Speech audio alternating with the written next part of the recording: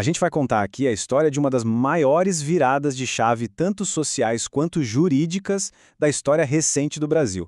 É uma mudança gigante que redefiniu o que é ser criança no país, saindo de um sistema que só controlava e reprimia para um que finalmente falava de direitos e proteção. Então, bora mergulhar nessa história.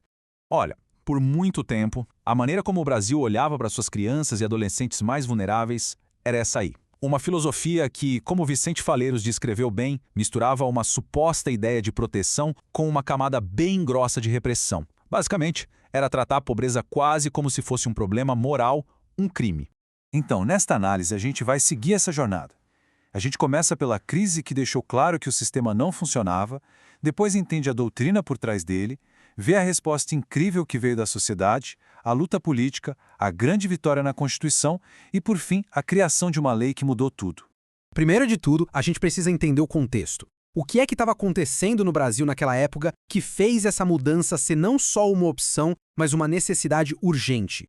Os anos 80 foram uma década bem turbulenta, né? A gente tinha recessão econômica, pobreza explodindo, violência urbana crescendo e, como resultado, um número cada vez maior de crianças vivendo nas ruas. E as instituições do Estado, como a famosa FUNABEM, que deveriam cuidar da questão do menor, simplesmente não davam conta. Na verdade, muitas vezes só pioravam a situação. Agora, vamos dar uma olhada na lei que mandava na vida dessas crianças, o tal do Código de Menores de 1979. A ideia central desse código era o que eles chamavam de menor em situação irregular. Esse termo era tipo um guarda-chuva gigante que botava debaixo dele desde a criança abandonada ou vítima de violência até aquela que tinha cometido uma infração. O ponto fundamental aqui é que a lei não fazia diferença entre pobreza e delinquência. Todas essas crianças eram vistas como um problema que o Estado precisava gerenciar. E aqui a gente vê a grande contradição. No papel, a lei falava bonito: assistência, proteção e vigilância. Só que na prática, a realidade era bem outra. O que rolava mesmo era controle social. Era enfiar as crianças em instituições e reprimir. A política era de tirar da sociedade e não de amparar dentro dela. O sistema era todo errado. Ele dava um poder quase absoluto para os juízes, que podiam decidir o futuro de uma criança sem muito critério. As crianças eram tratadas como objetos, como uma posse do Estado, e não como pessoas com direitos, que deveriam ser ouvidas. E o mais grave, talvez, jogavam no mesmo lugar, nas mesmas instituições, crianças pobres com jovens que tinham cometido crimes. Imagina o resultado disso: um ciclo de violência e abuso.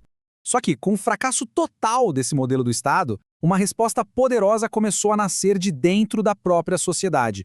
Grupos da comunidade, muitos ligados a igrejas como a Pastoral do Menor, começaram a criar uma visão totalmente diferente. Era o completo oposto da lógica de repressão do Estado. A proposta deles era acolher, ouvir, fortalecer os laços da família e da comunidade. Era uma abordagem baseada na dignidade da pessoa.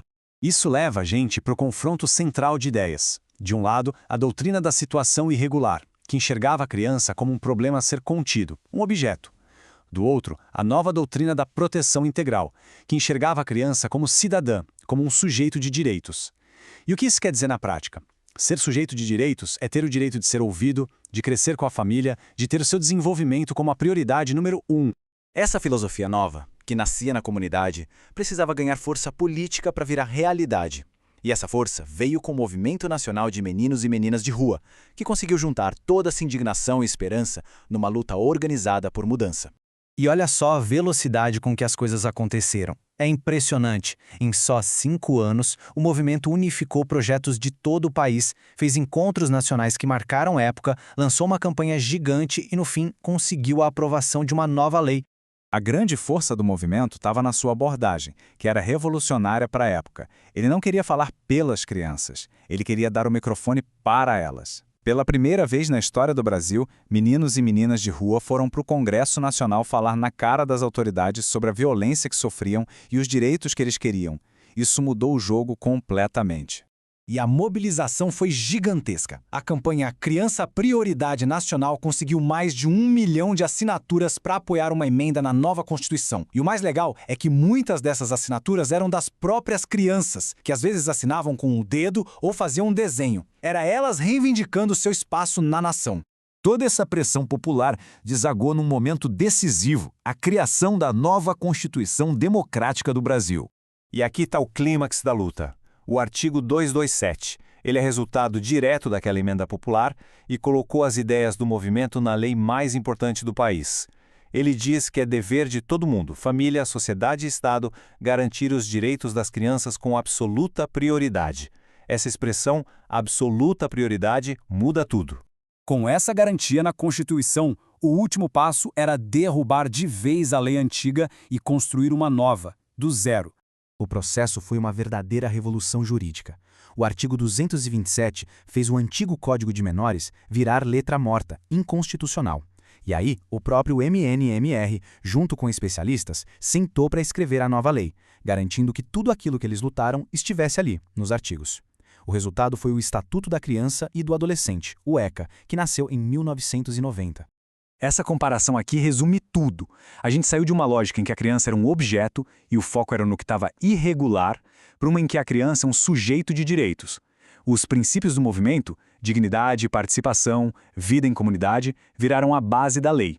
E os direitos passaram a ser universais, para todas as crianças, sem exceção.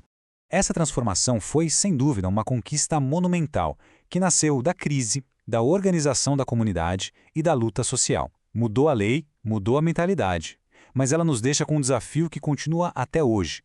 Como a gente faz para garantir que esses direitos, tão bonitos no papel, se tornem uma realidade concreta na vida de cada criança e adolescente do Brasil?